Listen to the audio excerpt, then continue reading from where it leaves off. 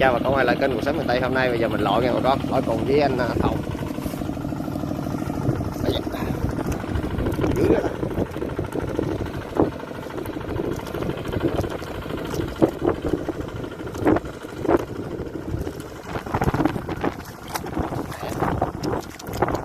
Trời ơi.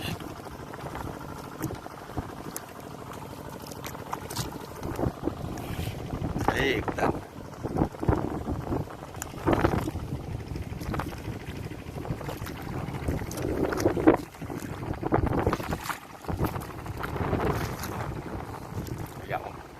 Rồi lại qua đây mà con nó xịt lâu lâu là xịt lắm. Ôi trời.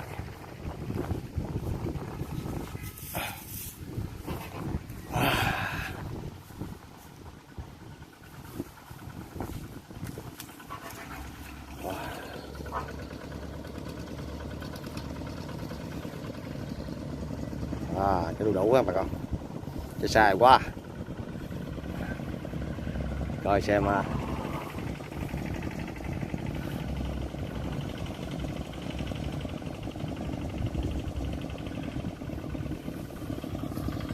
đây người ta làm cái đường cống nè bà con.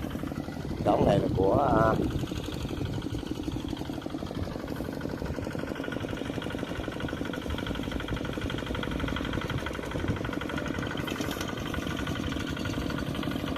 lâu lâu đi xem anh Phương với anh Dân chăn đất nha bà con.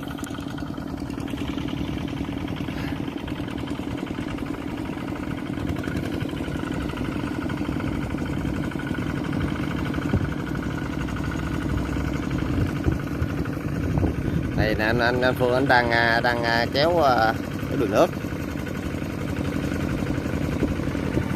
Còn đây là anh Dân anh đang trang. Cào này bà con cũng quen rồi, cào chúa nè.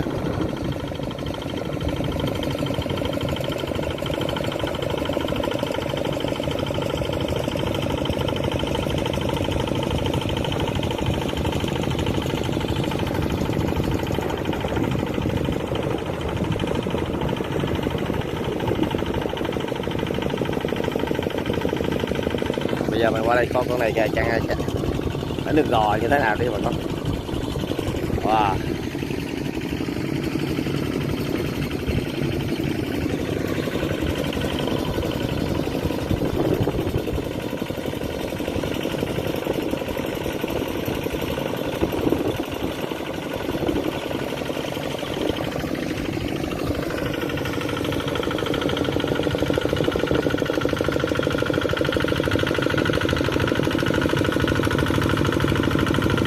Cái bị chó nắng bà con thông cảm nha.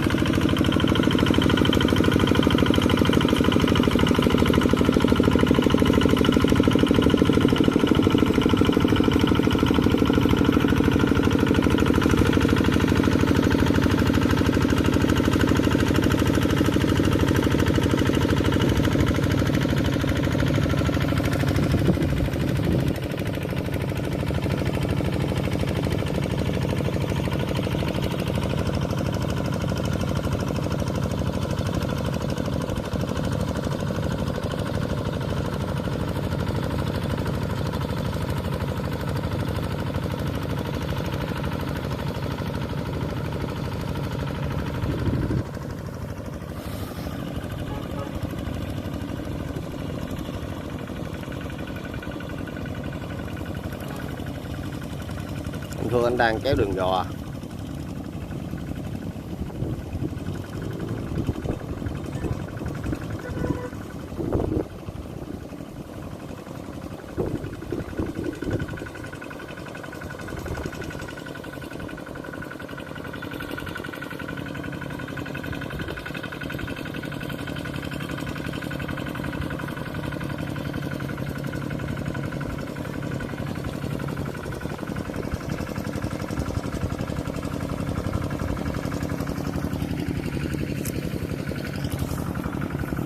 Này là cái đường cống mà còn để người ta thoát nước của công ty giống Minh Long.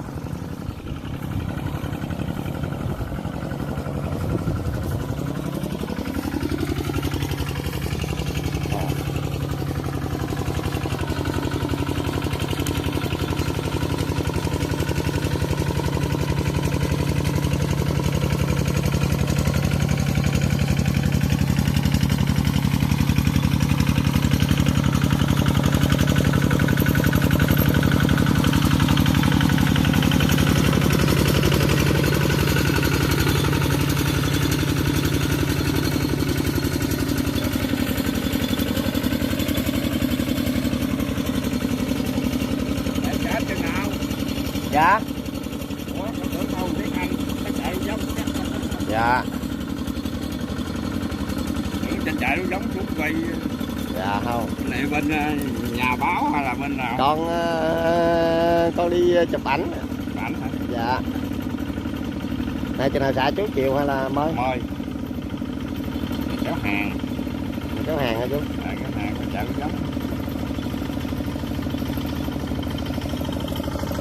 Vậy là mình làm cho công ty lúa giống luôn. Còn như là bán giá hai. Dạ. Đây là 3 giờ. Nó mặt đó bên kia giờ. Nước nồi khó quá rồi, nước máy móc nó lên khó quá. Dạ.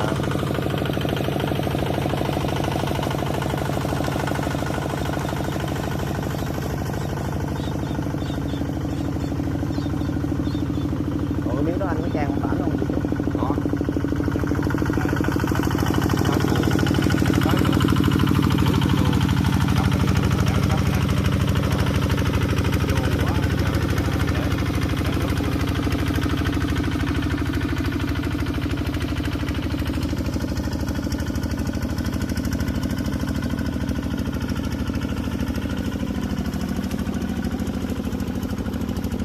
Này là giống nó đưa cho mình. Mình mua chứ. Mua hả chú?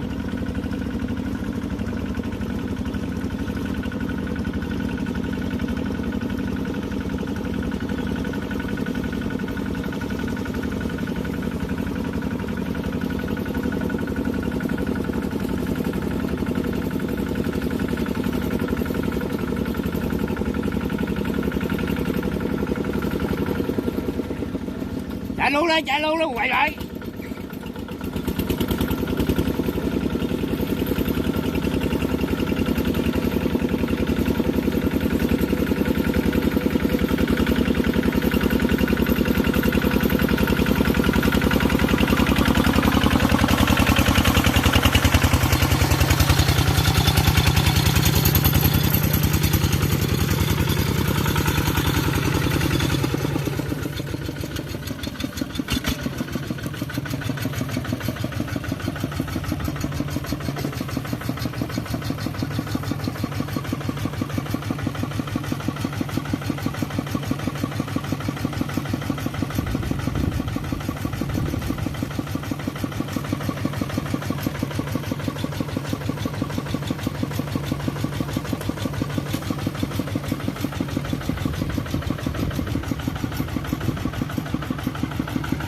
Ừ, lên ghé lấy tiền luôn. Lấy tiền luôn.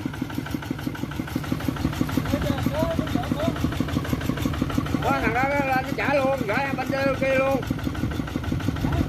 Gửi bên phải luôn.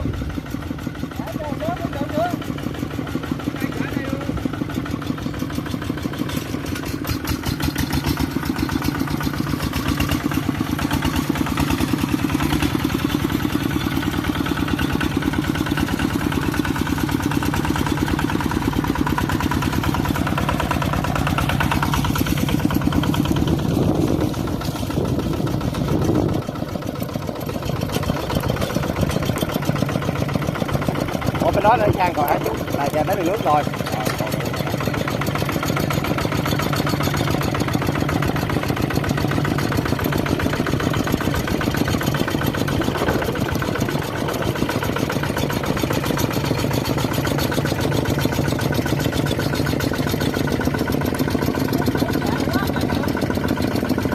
Điểm ảnh nói cô. Bên đây trên nước. Để tiền luôn, mình hái lên đi.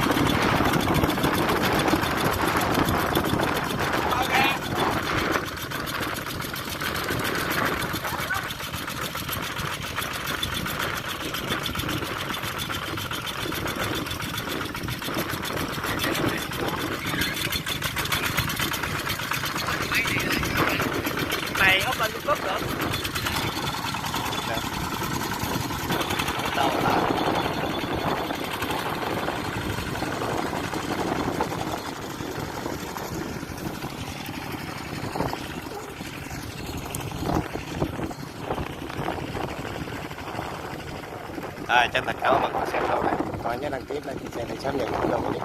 Hẹn gặp lại bạn trong video kế tiếp.